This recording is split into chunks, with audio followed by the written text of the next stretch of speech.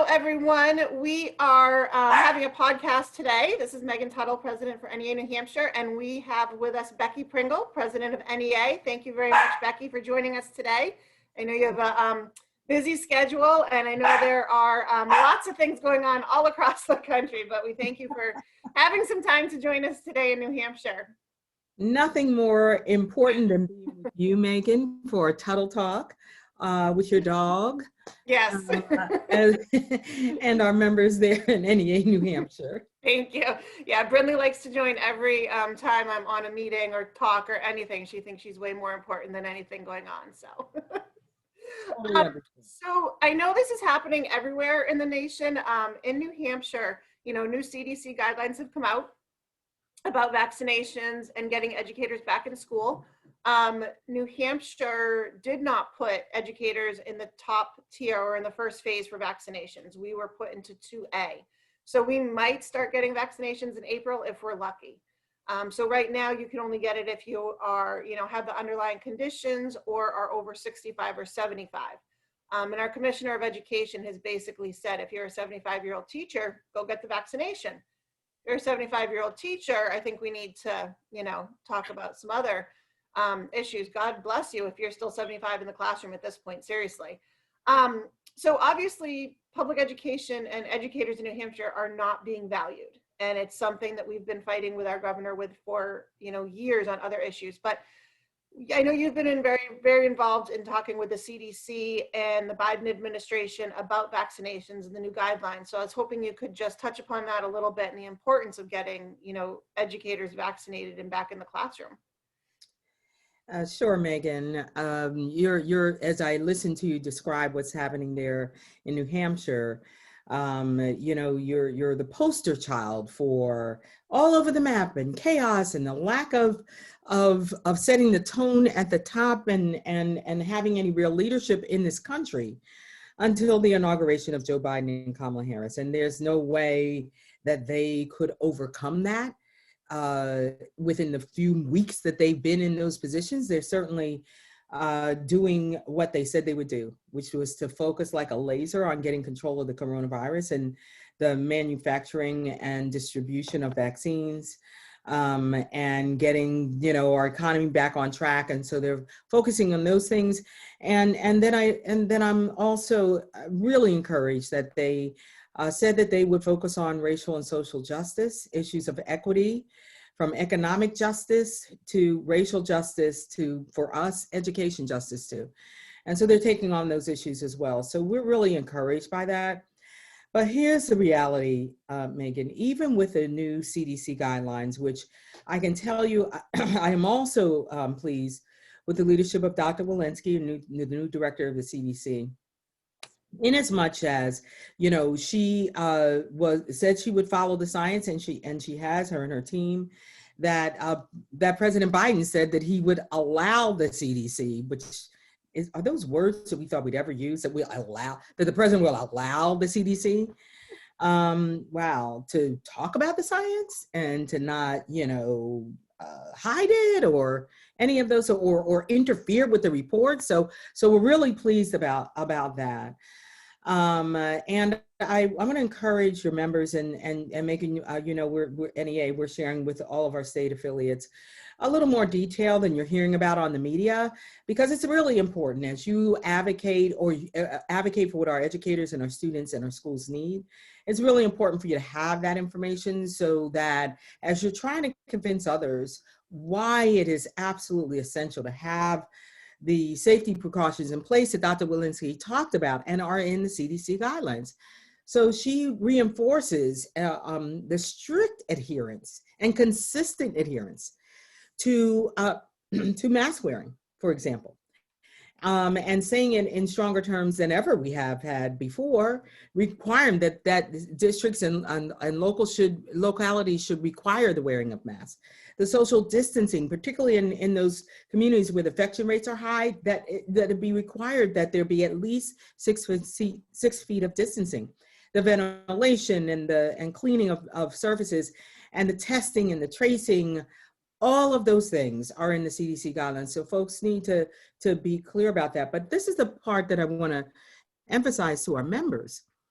because we had the opportunity to talk with Dr. Walensky and her team, and not just us, we asked her to talk to educators because we wanted her to actually hear the real experiences that you're describing that are happening in New Hampshire. Because, you know, following science is one thing, but if the reality on the ground is that, yeah, people are getting to decide if they're going to wear masks or not, or 6 feet, that's just a mere suggestion. You know, that she understood that we had educators who were being forced, and sometimes in some instances bullied back in buildings, and they didn't have any safety precautions. She needed to understand that, so that they included actually in their guidelines things like that districts and educators and parents and communities and healthcare experts, infectious disease experts, all of the adults in the system need to come together and collaborate. They need to do it together. And the other thing she said, while she didn't say, while the CDC guidelines don't say that vaccinations are required to go back to in-school learning, she did say that every state should prioritize educators for vaccination. So those are the kinds of things we hope will be helpful to our members and our leaders who are leading that charge to ensure that we return to safe and equitable in-person learning in all of our schools.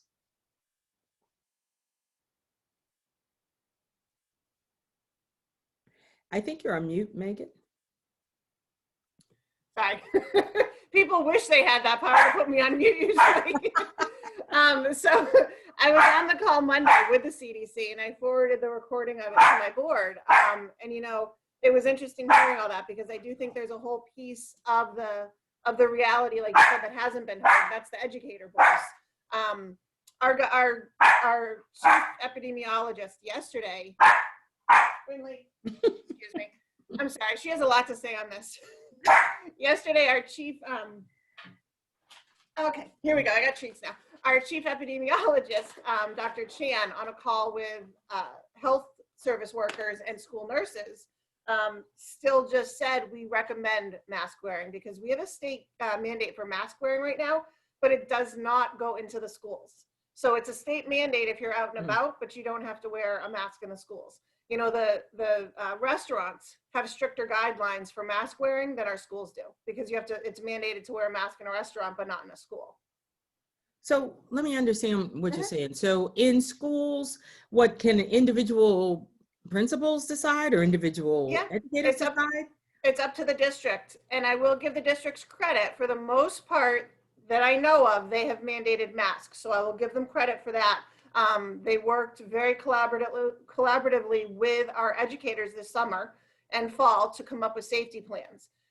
But it still goes back to our government in New Hampshire, our governor, our leadership didn't do anything to help that. They punted everything to the local level, which is pretty sad. You know, the governor actually 3 weeks ago said that he would use his iron fist if he needed to get schools back open full time, which, you know, that's another story. So, I mean, we've definitely had a lack of leadership in New Hampshire on it, and I'm so glad that the CDC is backing us on this and has the same, you know, expectations that we do for this, that we follow the science, but it's realistic. So I was glad on Monday that, you know, that conversation was out there. I did want to pivot to something else, if we could, for a minute. Something you said earlier in the beginning. You were talking about racial and social justice, and you know, it's interesting, just so you know a little bit what's going on in New Hampshire. I know you've come up here for other things, the gun rally that we had, and you've been following our interesting voucher bill that we have going through. Last year, a bill was passed that we had to have the teaching of the Holocaust and genocide in schools. So anytime between 6th and 12th grade, there had to be some sort of teaching. So recommendations for that were brought before our State Board of Education, which is, you know, good. It was a great group that came together and came up with some very solid guidelines for the teaching of it. Questions were asked such as, is it just the Holocaust, or can you pick other genocides that have happened? And I thought that was very good. They're opening things up. But they're also trying to pass a bill this year that says we cannot be trained in any racial or social issues that could bring about, I forget how they worded it, but basically anything that could cause somebody to be upset in school, we can't be trained on that. But at the same time, we have laws that we have to teach about genocides and the Holocaust. So, you know, the lack of leadership in New Hampshire isn't just on mask wearing and the safety of educators. It, you know, it goes further into what we are teaching our children. And, you know, teaching, I taught history for 18 years, and if we don't know the past, we're doomed to repeat it. So, you know, I know there's been a lot of work at the national level with social and racial justice training and teaching, and we have our own cadre in New Hampshire that's working very highly on it. Do you have anything you want to talk about with that in terms of, you know, NEA and what we are doing to help the states and things like that? So absolutely. Unfortunately, Megan, New Hampshire's not alone I know. in having in place decision makers who don't understand or don't care about racial and social justice. But we know that even if you teach and work in an all-white school district, that the students in that school district need to learn a more complete history of America. And in so doing, it's certainly including the Holocaust as part of required learning. Certainly it should include First Americans and the role that they played in the building of our nation and how they were harmed by it. You know, we have to tell the truth about the history of this nation. Certainly my ancestors enslaved people from Africa. We have to tell those stories so that we have not only an understanding of our past. You're right. My dad was a social studies teacher too, and he would say that to us all the time. But he also would explain to us that it's important for all of his students to learn the history of all of the people who make up America. It is that diversity that makes us unique, that makes us strong, that may help us as a society actually outlast other societies. You, as a history teacher, you know that ebbs and flows, right? Not sure where we are in that. So you have to tell me about that. My dad loved to talk about things like that. Compare where we are to the Roman civilization, you know, and that kind of thing. But the reality is that as educators, Megan, it is our own responsibility to take our own journey of awareness and learning, and that's part of the work that NEA is doing, to make sure that as educators, that as leaders in the association, that we are looking at ourselves. We're addressing issues of implicit bias.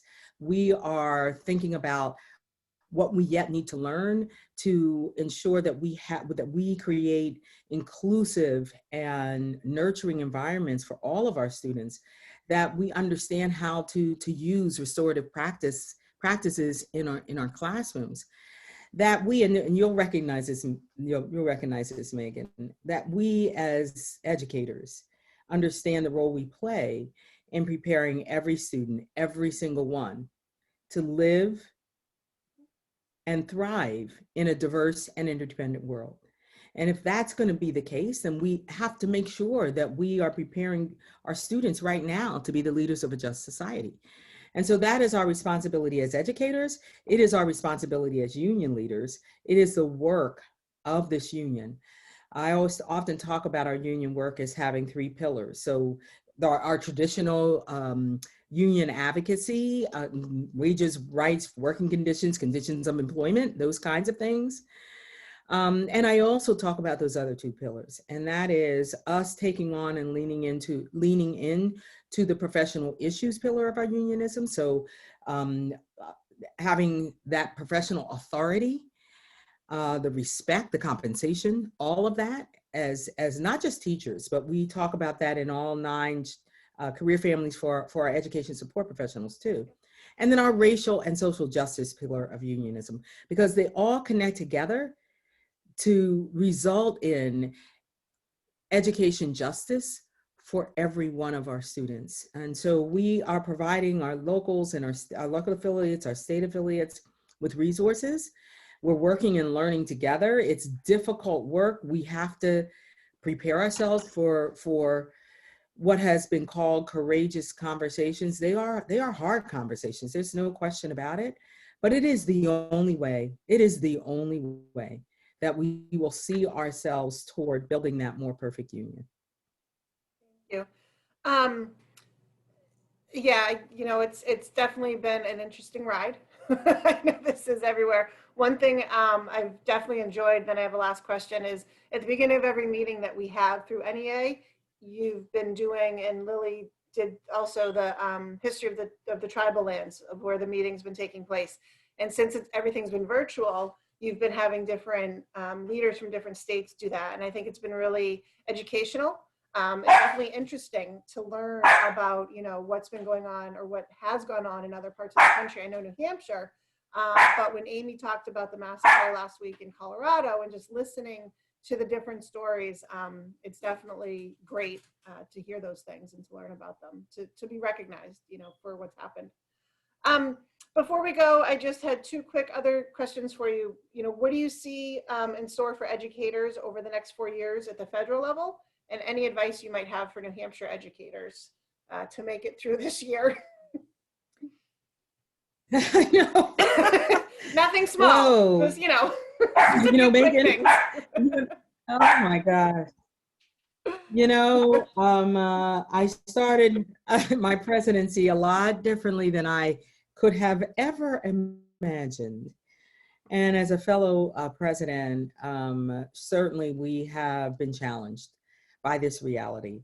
We've been challenged as educators, we've been challenged as union leaders, we've been challenged as humans, as parents, as grandparents. There's just no question about that. But I will say this, that, you know, we are grounded in our core values around, you know, a just society and partnership and professionalism. We are grounded in our belief that we must reclaim public education as a common good, as the foundation of this democracy, and then transform it into something it's never been designed to be. And that is a racially and socially just and equitable system that prepares every student, every single one, to live into their brilliance. That's tough work anytime, but in the midst of a pandemic, in the midst of a racial reckoning in this country, in the midst of all of the crises that this pandemic has spawned, all of the inequities that it has exacerbated, amidst the loss and the trauma, Megan, for our students, you know, we're all worried about their social emotional health, and we're worried about our own and our educators, you know, and so this is tough. But I do know that with that as our North Star, that even as we make critical decisions in this moment, as we get through this pandemic and we think about post-pandemic, if we're focused on that, then we will make decisions that build that bridge between our current reality and that desired future state that we're imagining. And so I do believe with the partnership with the Biden administration, with Vice President Kamala Harris, with soon to be confirmed, I hope, Secretary Miguel Cardona, and of course our very own Dr. Jill. Can I just tell you, Megan, that was so fabulous. The second day in office, and she wanted her BFFs in the house with her. I can't even tell you. It was fabulous. It was fabulous. Anyway, and an NEA member, right? So she has the ear of the president talking, and so already they have treated us as the experts we are, as partners in this work. And so we have a lot of work to do. There's no question about it. And I'm going to ask you right here in Megan Tuttle Talks to think about how we can partner. that you in NEA New Hampshire, even with all the challenges you have, there's no question about that, but maybe even it's because of them, right? Because you're not the only ones in the position you're in. No, But not at partner all. with us at the NEA and with our affiliates throughout the country to actually step up in this moment. We know that we have kids in this country right now that have academic, social, emotional gaps and needs that have grown because of this pandemic.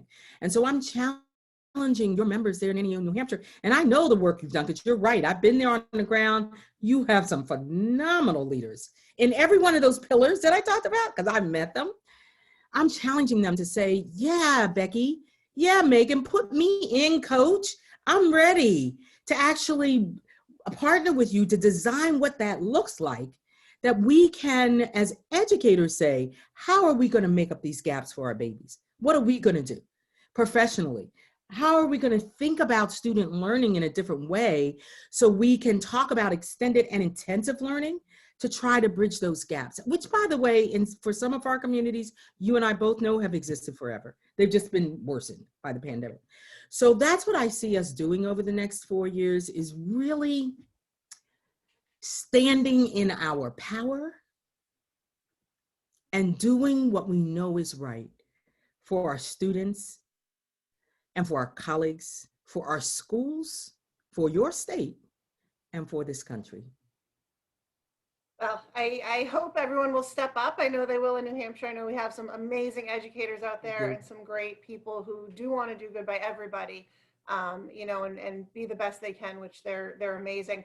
I want to thank you. I've kind of grown up in NEA following under you. So, you know, from Secretary Treasurer up through Vice President and now President. So thank you for all the work you've been doing this whole time, and, you know, looking forward to partnering and keep partnering with NEA over the next however long I'm here and NEA's here, to keep making sure public education is the best it can be, and that the kids get everything they desire, they, you know, deserve, and that they want. So I thank you very much for joining us today. And hopefully we can have a happier topic at some point to have you back on Tuttle Talk, and something not quite as controversial. But thank you very much, Becky. Thanks, Megan.